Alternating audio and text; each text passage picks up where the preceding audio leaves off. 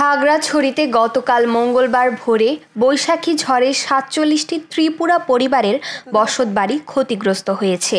এতে করে ম্লান হয়ে গেছে ত্রিপুরা সম্প্রদায়ের অন্যতম সামাজিক উৎসব বৈশুর আনন্দ। বসতবাড়ি ক্ষতিগ্রস্ত হওয়ায় মাথা গোঁজার ঠাঁই হারিয়েছে কেউ, কারো রান্নাঘর ক্ষতিগ্রস্ত হয়েছে। এতে করে বৈশুর সব ধরনের প্রস্তুতি নেওয়ার পরও শেষ সময়ে যেন সব এলোমেলো হয়ে গেল। ঘর বাড়ি সব নষ্ট হয়ে গেছে, ঘূর্ণিঝড় এসে এবছরে আমরা বিশু পালন করতে পারতেছি না, এমন অবস্থা হয়ে গেছে।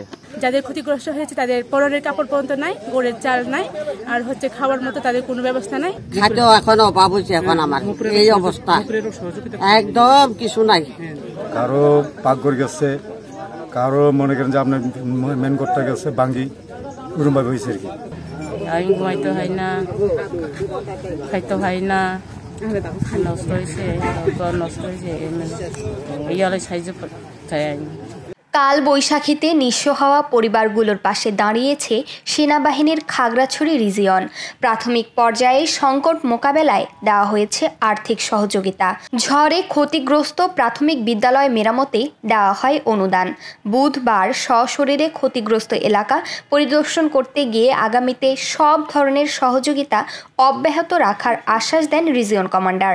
আজকে আমার মনে হয় আপনাদের আর্থিক সহায়তার পাশাপাশি মানসিক শক্তি যোগানোটা বেশি গুরুত্বপূর্ণ। এই জন্যই আজকে আসলে আমাদের এখানে আসা।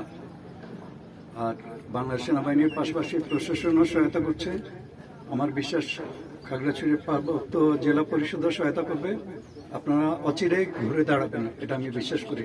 দ্রুত সময়ের মধ্যে যেন ক্ষতিগ্রস্ত পরিবারগুলো ঘুরে দাঁড়াতে পারে সে লক্ষ্যে স্থানীয় প্রশাসন ও পার্বত্য জেলা পরিষদের হস্তক্ষেপ চান এলাকাবাসী।